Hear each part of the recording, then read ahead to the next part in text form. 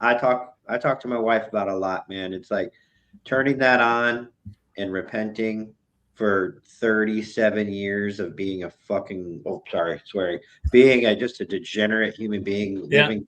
And I say degenerate. I'm just saying, like, I just selfishly lived Living for in myself. sin. Yes, living in sin. Yeah. And then it's like my buddy Reagan told me, hey, man, sandblast and all that sin off. It's hard, it's Oh my painful, and it's going goodness. to It take a was long brutal. time. And so when you store it up here, you can go to it when you want to, you can, but man, when you put that on paper and it's right in front of you, that's got to be hard. Mm-hmm. It was chapter was it chapter 2 of the book when I talk about my childhood. It was there's one other chapter that was probably just probably as difficult to write when I left the teams and what took place. But family, being brutally honest of the kid that I was, and what a disruptive kid that I was, and I wasn't a brother, to my brother and sisters, and being brutally honest about everything. That had that once I got that out.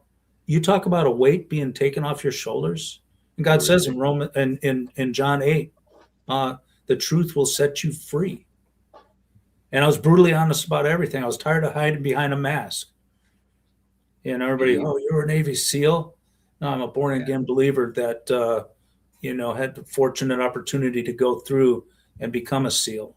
I wish I'd have known what I know now back then. Yeah. What's your relationship with your siblings like today? Much better. We're not really a close knit, family. I do talk with my brother. If not every week, every couple weeks, and but we stay in touch. But not a super close family.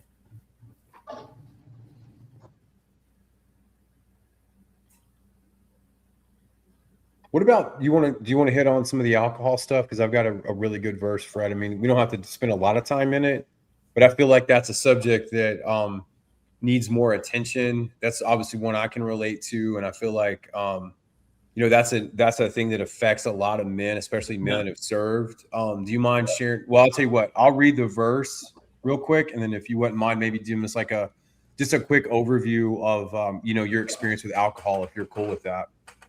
That's fine. Okay. I'm still in Proverbs. I'm gonna go with this is Proverbs chapter 20, verse 1. Wine is a mockerer, strong drink is a brawler, and whoever is led astray by it is not wise. Man, I am living proof of that. Me too. Yeah, I wasn't wise for so many years. It may not been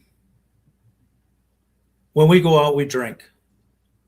The shots, beer, it was, and that was just the life. Mm-hmm. Mm-hmm. Get up, PT the next day, do our operating. Sometimes we'd be drinking every night, for myself. I did do a lot of drinking alone.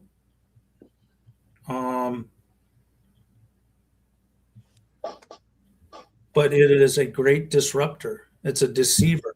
Mm-hmm. Well, it's that culture thing too. So we take pride, right? When you're younger, like, man, we're out till 2 a.m. and we're up training by 8. We're hitting the PT. It's a pride thing. Like, man, I'm built like a machine where I can go have fun and play and still do work on this level that no man can even touch sober. Look at me.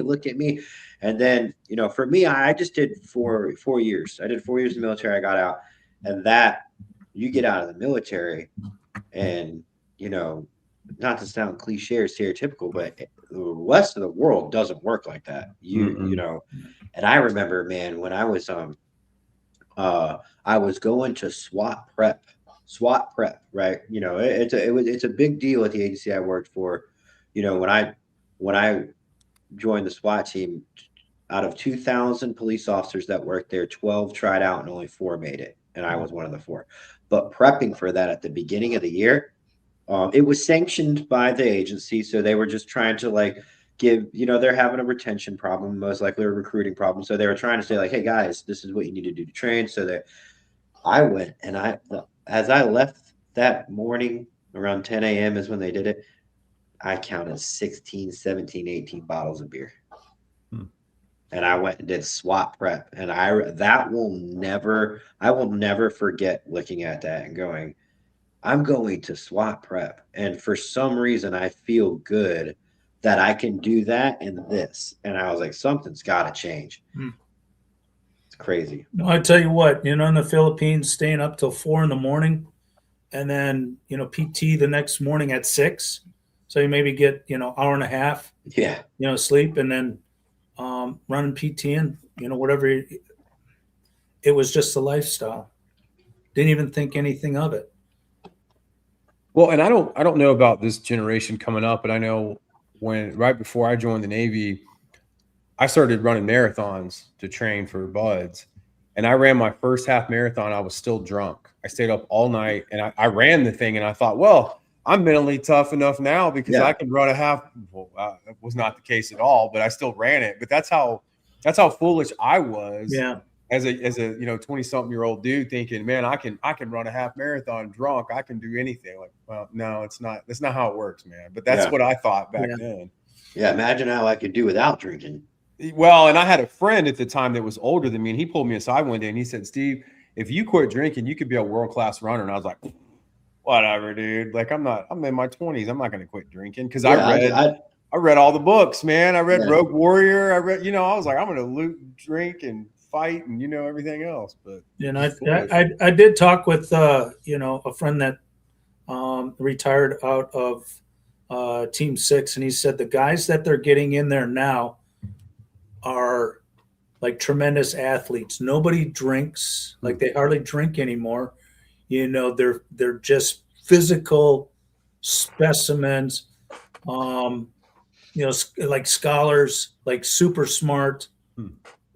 He said it's a different breed of kid, that they're getting now. I know that community probably over the last decade, maybe 2 decades, has had a lot of, I think just with the war on terror brought a lot of negative publicity to the SEALs. And with that comes a lot of microscopes. And with those microscopes come, or I should say magnifying glasses, come little pockets of bad things that are now like, wow, the SEALs are corrupt. The SEALs are on drugs. The SEALs are on steroids. And I remember talking to, man, what was his name? Eric, I want to say.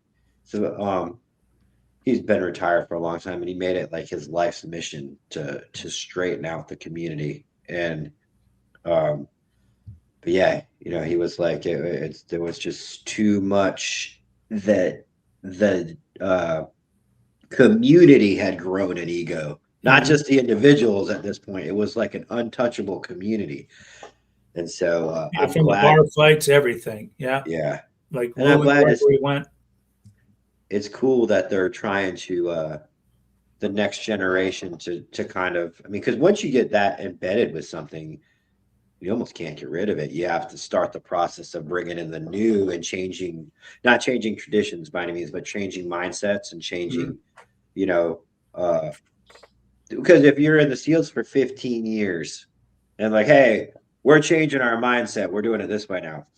No, the 15-year guys are going to be like, that's gay, but it's going to take the 20 years of bringing in a whole new generation to change a culture changing for the better. Yeah. I wonder when you went through, did they allow you to go to church in any of that pipeline? I don't know. I never did. Yeah, I was going through. We had chapel in OCS every Sunday, but it was kind of like I think they had a Protestant service and a Catholic service, so you could choose which one you wanted to go to, or you could sit out and eat donuts and drink coffee and goof around, and that's usually what I did. was. That's what a lot of people did. I remember when we went through basic training in the Army, you know, they were like, hey, Sundays, you either sit here and you study or you can go to church. And people were going to church just to get, you know, and I never went, but I'm like, I look back and I'm like, man, were they being turds going and just taking advantage of it? But then I was like, you know, hey, maybe they're going and getting his word. If it also gives them a break, Yeah. But yeah, that's a really good question. If the military in general is embracing Christianity in the young, I would like to know that. I've been out for so long, man. All my buddies are out. You know, I don't really have any ties in there anymore. It seems like the whole country, there's this movement, like more people are curious about it. I don't know about embracing Christianity, but they're curious. You know, they're curious and want to learn more, at least from what Yes. you see online and stuff. Yeah. And I think it's spirituality. You know, there's a spiritual side to that, you know, because the demonic that is present, and you see a lot of that presence being pushed. Well, there's got to be a spiritual side that is a good side, you know? Yeah. Good way to put it. Yeah. Even the most logical person in the world, if you were about believing, you could just say logically, Yeah. how could there be this bad showing itself? This bad is showing itself. It's in Hollywood, it's in movies, it's literally presenting itself as demons in movies. Mm-hmm. And if that's real, there's got to be I think that's kind of like, I kind of agree with Steve, is that like the curiosity, like, well, what's the good? Mm-hmm. The good is the best. The good is everything. The good is everything that, but I really do believe that it's, on Instagram and stuff like that, we're seeing these guys that, and I'll say it, dude, like, they look cool, man. They're relatable, man. They got their big muscles. They take care of themselves. They got big tattoos, with the cross on it, and they're out there, and they're staying sober, and it's motivating to look at. Where I came up, you didn't see any of that. Those guys were out drinking and partying and being, living a life of sin. So it's cool. It's making it cool in our culture for these younger kids to look up to somebody like that. Yeah. They need that though. Those kids need that. Well, everybody needs that, but I think especially the younger generation, and it still feels weird to say it like that, the younger generation, but I think they, like my son, I have an 8-year-old. I'm trying to really teach him to put God in everything. And that probably sounds weird for some folks, for an 8-year-old to do that, but I'm not teaching him that. And I'm going to say this because I say this every episode. Jesus doesn't work at Whole Foods wearing Birkenstocks. He's a warrior king. And I try to teach Jacob that, like, Jesus is the man. He's the ultimate man. He's the king of kings, and he's not some little wiry cat walking around, kissing everybody's feet. He's a stud. But he's got the compassion. He does that ultimate warrior, but he's got the ultimate compassion. He does, but I think people kind of see, like, they look at Christians through this lens of, like a wimpy lens. Yeah, they're punks. Like, you can just walk all over them, turn the other cheek, right? They're just punks. And I think I see a lot of that where I live just because of the area. And so there needs to be more guys like yourself, Fred, that come forward and say, yeah, I was a team guy, but I'm also a Christian. First, I'm a Christian. Yeah. This is what I did before, but I'm a man of God. And, I've got the resume, but I also love Jesus. Like, I'm not just like everybody else or whatever. That's how I see it, man. But there we go. So